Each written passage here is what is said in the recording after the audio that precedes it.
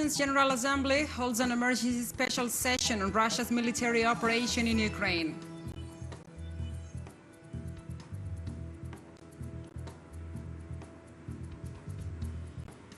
The 33rd inter-sessional meeting of the Caribbean Community, CARICOM, kicked off this Tuesday in San Pedro, Belize.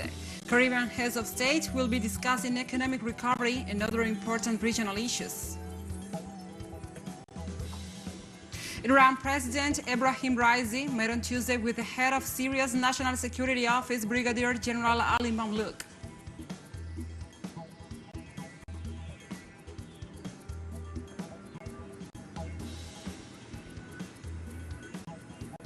Hello, welcome to From the South. I'm Gladys Quesada from the teleSUR studios in Caracas, Venezuela. We begin with the news. Stay with us.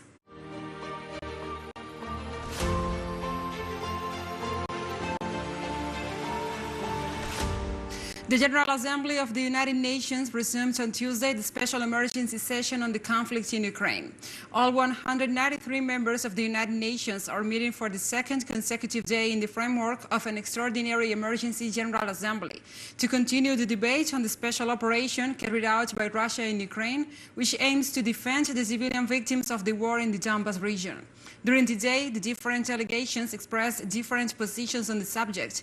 In this context, the representation of Cuba held the United States responsible for the crisis in Ukraine and supported dialogue as the only mechanisms to overcome the conflict. He issued a statement on the events in Ukraine, expressing clearly its position for a solution which will guarantee the safety and sovereignty of all concerned, and that will respond to legitimate humanitarian concerns. Cuba is a country that defends international law. It is committed to the Charter of the United Nations. Cuba will always defend peace and unambiguously respond to the threat or use of force against any state. In the United Nations special session on the Ukrainian crisis, the UN representative for Venezuela, Samuel Moncada, makes an official statement calling for a peaceful solution in this issue. Mr. President, as a founding member of the United Nations, the Bolivarian Republic of Venezuela is a firm defender of the purposes and principles enshrined in the founding charter of our organization, as well as in norms of international law. Mr. President, the situation in Ukraine has been broadly debated in recent years. In addressing this matter, our country, faithful to our diplomacy of peace, has called for a peaceful settlement of any dispute which might exist in the Eastern European region. In that spirit, in 2015, as a non-permanent member of the Security Council, we voted in favor of Resolution 2202, the package of measures for the implementation of the Minsk agreements. In that year, we built a diplomatic path agreed to by everyone to find a peaceful solution to the civil war in Ukraine. Now we move on to the same topic but different perspective. Ukrainian President Volodymyr Zelensky spoke for the first time about the meeting between his country's and Russia's delegations in Belarus and said that he had received some signals from Moscow during the negotiations. Although he said did not get the results they would have liked, he did receive positive signals from the Russian delegation. He explained that they will analyze then when this delegation returns to Kiev.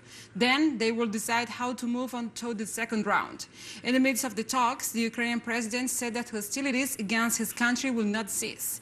The presidential advisor to the Ukrainian office, Mikhail Podolyak, said that the delegations did not announce a specific date for the meeting to be held soon on the Polish-Belarusian border, as they left with issues for consultation with their respective governments.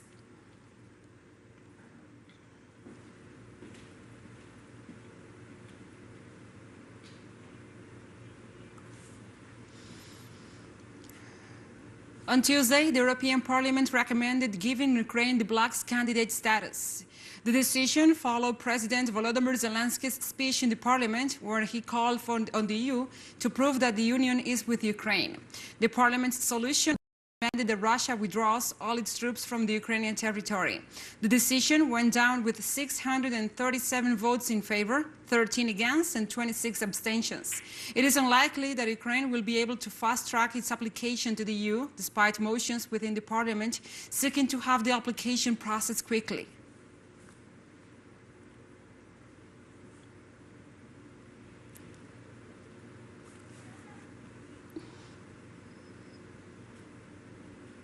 And from the European Parliament, new voices are up to the denouncement of the West's responsibility in the present situation in Ukraine.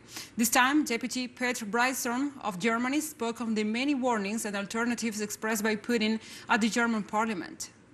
It is the NATO sphere, the one that approached the borders of Russia. And what is the price for this? Now young men die, both Ukrainians and Russians. And geopolitically, you push Russia into the arms of China. Russia was always a European government, and you pushed it into the arms of China. And don't you dare say that you were not warned. The Russians warned you 15 years ago when Putin spoke here in this very place, in the Bundestag, and you all applauded. Sanctions imposed against Russia for its military operation will ultimately cause more damage to the US and its allies, citing forecasts by a research group advising Chinese President Xi Jinping. Since 2014, Moscow has adapted to dealing with the West's measures. Ma Zhu, a research associate at the Institute of Contemporary International Relations in China, whose research group is linked to the Chinese Ministry of State Security, wrote it in an article that Washington and its allies will end up suffering for supporting Ukraine. The US could also suffer future significant losses for providing economic and military aid to its allies. And Europe could be destabilized by removing Russian banks from the SWIFT international system. Russia, it is also working to sell most of these US Treasury bonds to cope with the sanctions.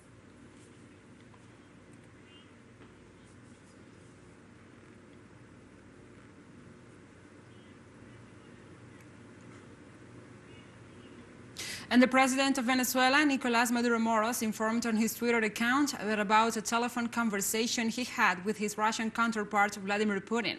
In the call, President Maduro expressed strong support for Russia, condemned the destabilization of the US and the NATO, and emphasized the importance of countering the campaign of lies and disinformation launched by Western countries. The Venezuelan head of state also reiterated his firm disposition in favor of understanding dialogue as a way to preserve peace.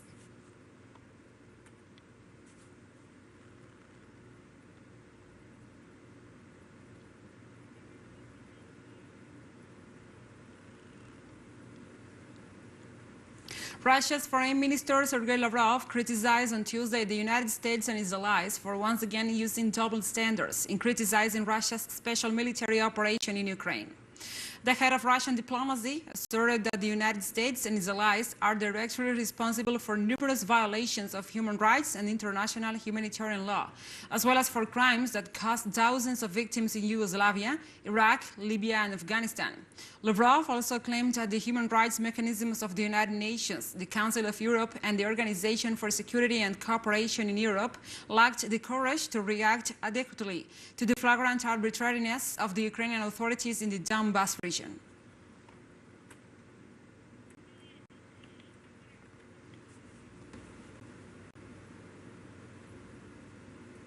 And hundreds of people are still trying to get out of Ukraine towards Poland. Our correspondent, Adriana Cardoso from Lviv, has the details. Yes, greetings to all of you from Lviv rail station. The Lviv railway station, which is one of the epicenters of people who want to leave Ukraine. Because from here, there's a train that goes directly to Poland, to the Polish side of the border. That is why we see hundreds of people crowding here to try to catch one of these trains that crosses directly to the Polish border. According to the UN Refugee Office, more than 660,000 people have already left Ukraine since the conflict started. And that is why all of these people are here right now, waiting to catch this train, as the options to leave the country are getting smaller and smaller. As we told you before, there is an option to cross to Poland on foot or by car, but the lines reach 35 kilometers to the border, and then there are long hours of waiting, also on the Ukrainian side of the border, because they can cross to Poland on foot. Here at this station we see these people who are waiting to cross, and there is also a large network of volunteers who are both inside and outside the station, trying to provide food, warm drinks, warm clothes to the people who are here, and above all, what they tell us is what the most important thing that these volunteers provide is information. Since the people who arrive here fleeing from the conflict are in shock, they do not know very well what the options are, and that is why they provide them with this information. Then even try to dissuade them not to leave the country, since all these agglomerations are taking place. Thank you, Adriana, for this report, and we'll take a short break now. Join us again after this.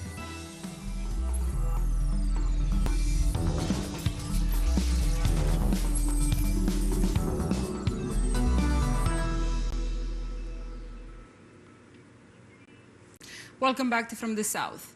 The CARICOM 33rd inter-sessional meeting opens on Tuesday with the leaders of the Caribbean community in Belize. The session between the heads of government of the Caribbean community is taking place in the town of San Pedro, and the multilateral meeting is expected to develop between Tuesday and Wednesday. The meeting will discuss several important challenges of the region, including the impacts of COVID-19 pandemic, the advancement of the CARICOM single market and economy, security, and the current situation in Haiti. Russia's military operation in Ukraine is also on the agenda. The organization announced the attendance of the UN Secretary General Antonio Guterres, and the designing of the conclusive document will be called the Declaration of San Pedro.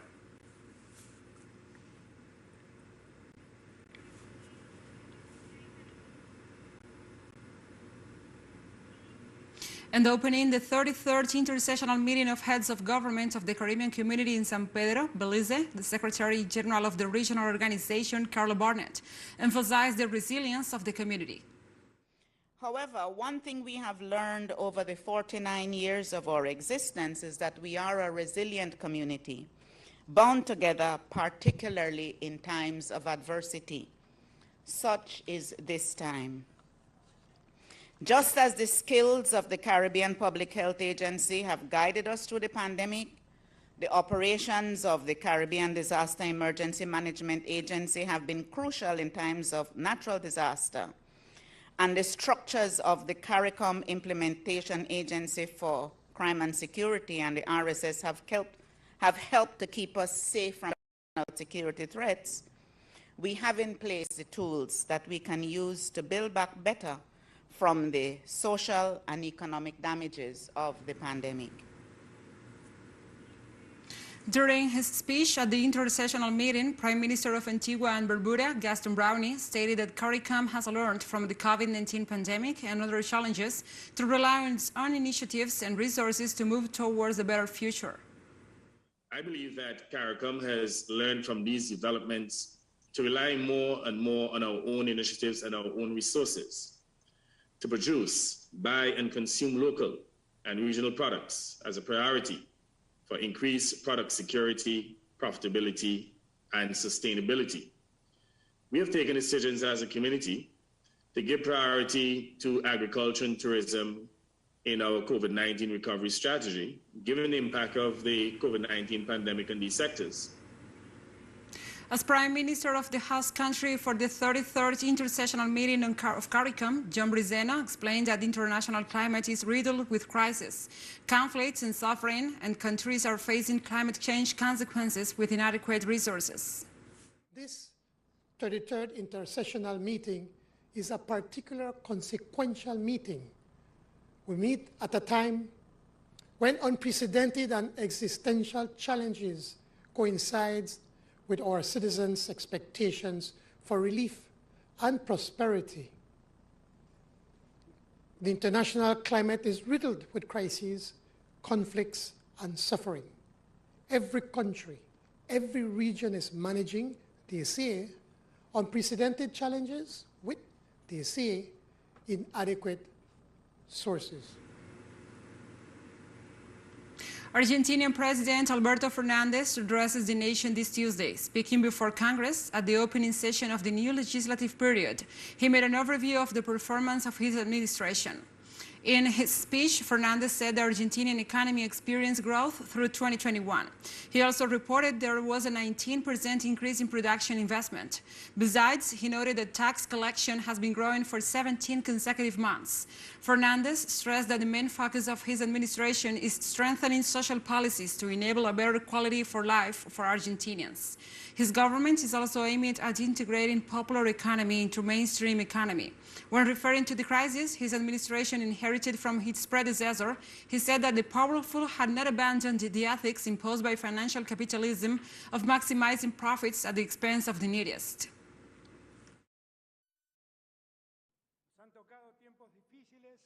We have been through some hard times lately, marked by health, economic and war crisis. The world is shaking. The tragedy of this ongoing pandemic has exposed the inequities in which we live. We see health concentrated in a few, while millions live in poverty, marginalized, crying out for dignity and justice. Now that we are finally getting this epidemic under control, we realize that though even the largest numbers of victims this pandemic has left, has made the slightest dent in the consciousness of big business, which, immersed in the logic of financial capitalism, only seeks to maximize earnings. The Argentinian president stressed that his administration had to deal with a socio-economic crisis inherited from the previous administration of Mauricio Macri. This pandemic has faced the world with extraordinary circumstances. Argentina has been badly hit because of the socio-economic crisis we were going through at the time of the onset.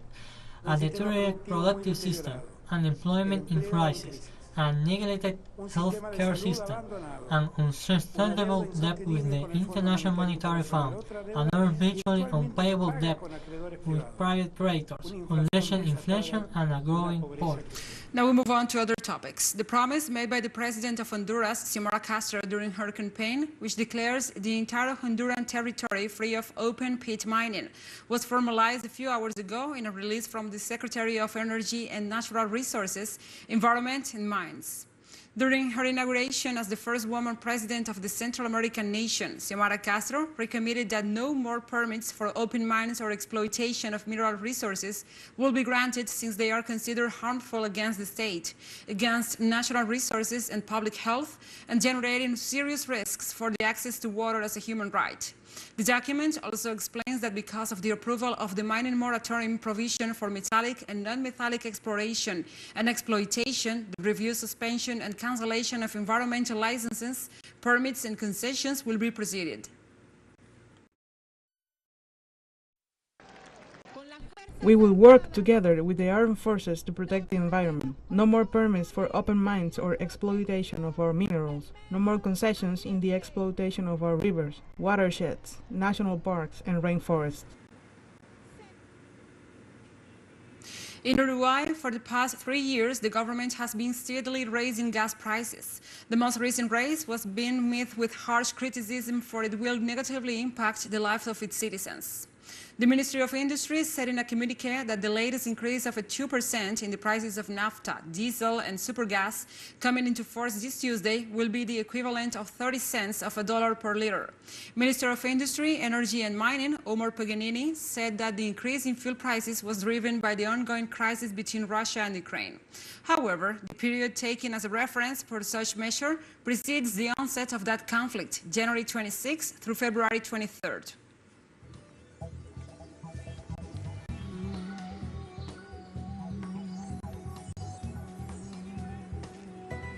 And we have more news coming up after a final short break, so stay with us.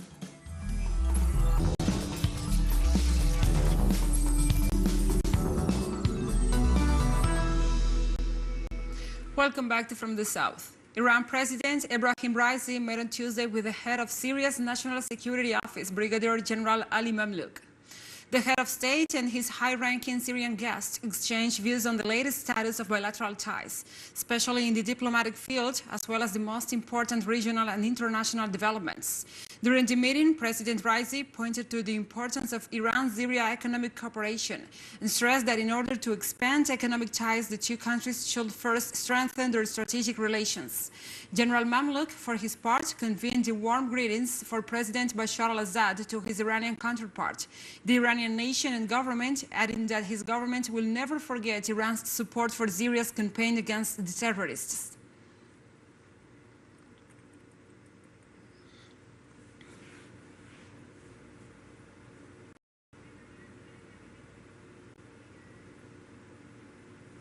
China's government has rejected the transit of a U.S. warship through the Taiwan Strait and denounced Washington's support for the separatist forces on the island.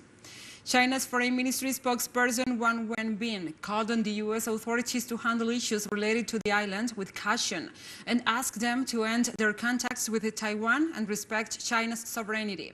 The official reminded the White House that these provocative actions could disrupt peace and stability on the island, as well as undermine relations between Beijing and also Washington.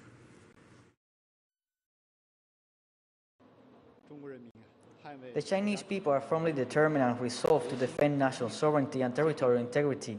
The attempt by the U.S. to show support to Taiwan will be in vain.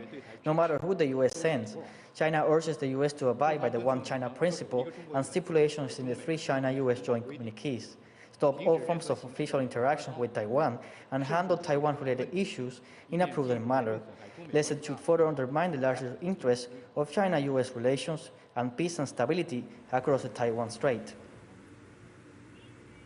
At least 20 civilians were killed in an attack in the northeastern region of the Democratic Republic of Congo. According to the president of local activist organization, the attack occurred in the village of Kikura. The assailants struck wielding machetes and setting houses on fire. The activists and local residents blamed the bloodshed on the Allied Democratic Forces armed group. The attack came months after the Democratic Republic of Congo and Ugandan troops launched a joint operation against the ADF, which has killed thousands of civilians in the region since 2013. Since the operation began in late November, the group has continued to attack and kill civilians. In December, at least 16 people were killed in an attack suspected to have been carried out by the group in the rural commune of Magina.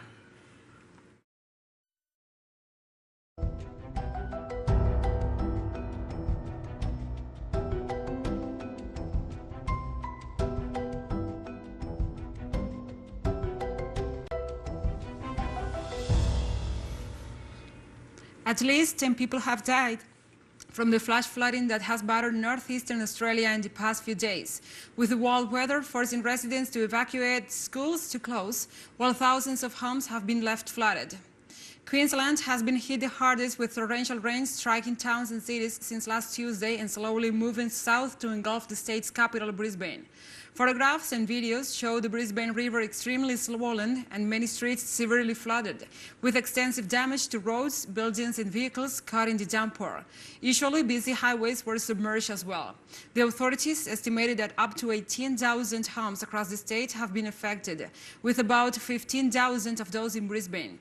More than 1,000 people have been evacuated and about 53,000 homes were without power.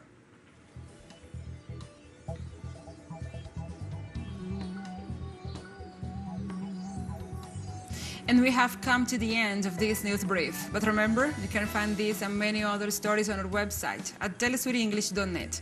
And also, if you feel so inclined, please join us on social media for all the latest news. We are on Facebook, Twitter, Instagram, and Telegram. For Telesur English, I'm Gladys Quesada. Thank you for watching.